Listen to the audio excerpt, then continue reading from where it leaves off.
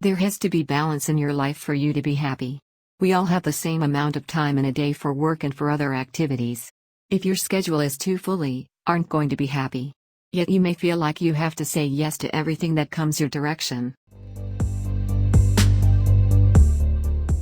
Learning to say no is going to make you much happier. It can take some practice, but the trick is to make sure you don't let guilt get to you.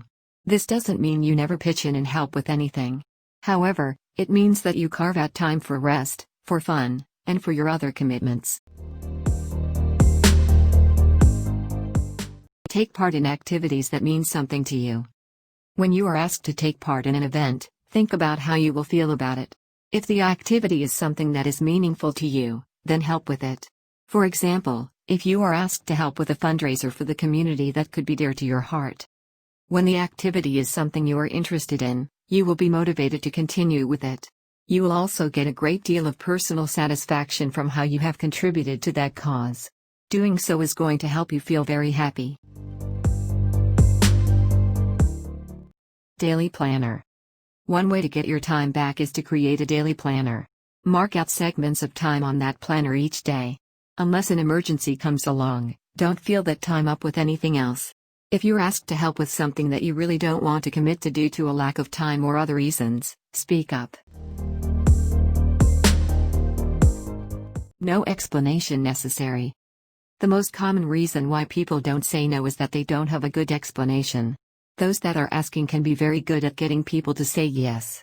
For example, they may make you feel guilty that you aren't going to take part in what they are asking. Others will try to flatter you in order to get you to reply that you will do so.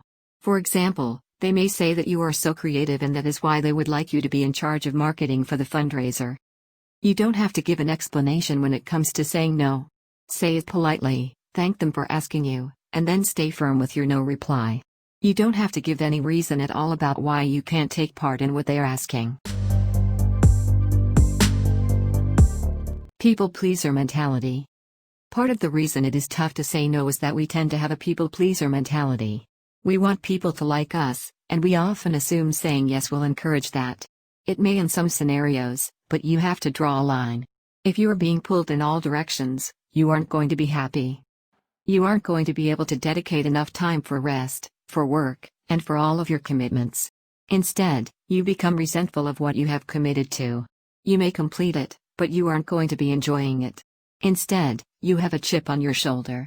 When that project is done, you feel relief rather than personal satisfaction.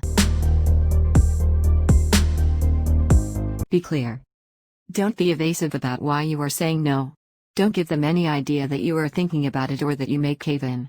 Simply say that you are already taking on too much and you have made a promise to yourself not to take on anything new right now. They should have enough respect for you to take that as a final no. If someone tries to continue to persist, they should fall into that category of people you need to think about cutting out of your life. They can zap your energy and prevent you from being as happy as you could be.